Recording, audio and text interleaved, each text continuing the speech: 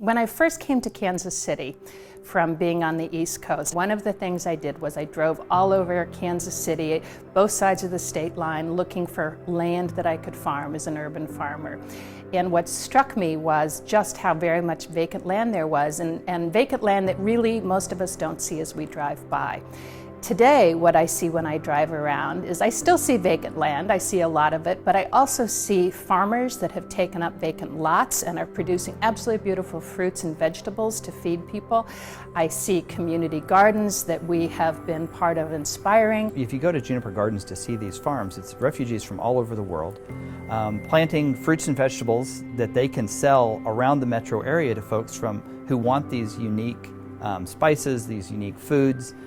It's really fantastic, and it's using urban land that is available that we need to put into good use, into productive use, and it's giving people a skill and healthy food, again, into some of the areas that are the deepest food deserts that we have.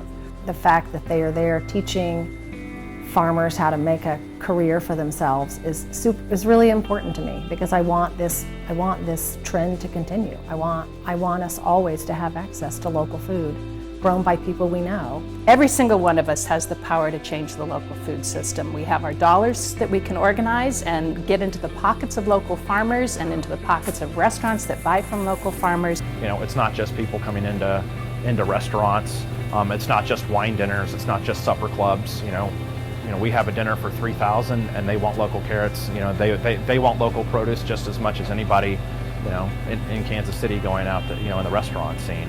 We have our voices so we can change our workplace cultures around food and local food. We have the ear of our policymakers so we can influence the policies that make productive green space in the city something that becomes part of our everyday lives. When you take under account the financial part, you take under account the environmental part, and then when you bring the community together, this is what sustainable farming is about. And this is what our farmers are learning here. I think there's very few things that bring people together more than food. I mean, I think it really is a place we come together and we share. And I think it's so important for our community to have access to healthy food and vegetables. And so I really appreciate the way Cultivate has really promoted that in our own community. Us at Cultivate, we are not so much worried about the what. We are not worried so much about the how. But what we really worry about is the why. So all of the farmers, every single practices that they adopt, we make sure that they understand the why. Not just go on ahead and just put some seed into the ground, but why is it that you're doing that? And what is the end game? What is the end objective of that? Not just saying to them, you cannot use any chemical or any synthetic products, but why can't you?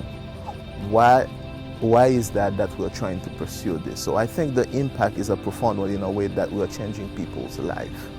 We are giving people hope, and we are telling them that it is okay to keep on dreaming. As a mom with growing, very active kids, I want to know I'm doing the best I can do. And there's something about knowing that you're feeding them, you know, organically grown, fresh produce that makes a difference. Everybody feels better. Eating locally, growing locally has a major positive impact on the environment. We also know that it's fresher and it's better for us. Environmental perspective, it's big. From a health perspective, it's big.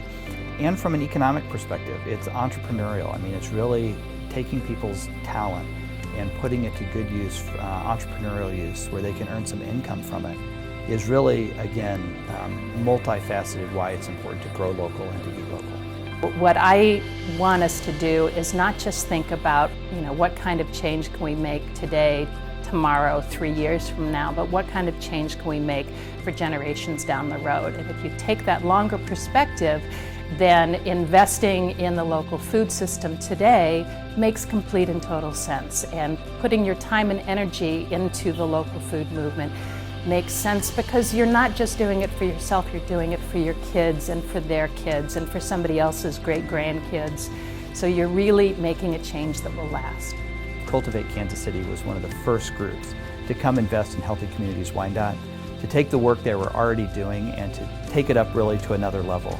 And now Cultivate Kansas City is one of the leaders among the 100 organizations that are a part of Healthy Communities Wyandotte that have helped leverage collectively over $8 million in grant work into our urban areas to improve the overall health. So without Cultivate Kansas City, there'd be a major missing part of Healthy Communities Wyandotte, and we know it's fundamental to improving our community. So thank you to Cultivate Kansas City for all your great work.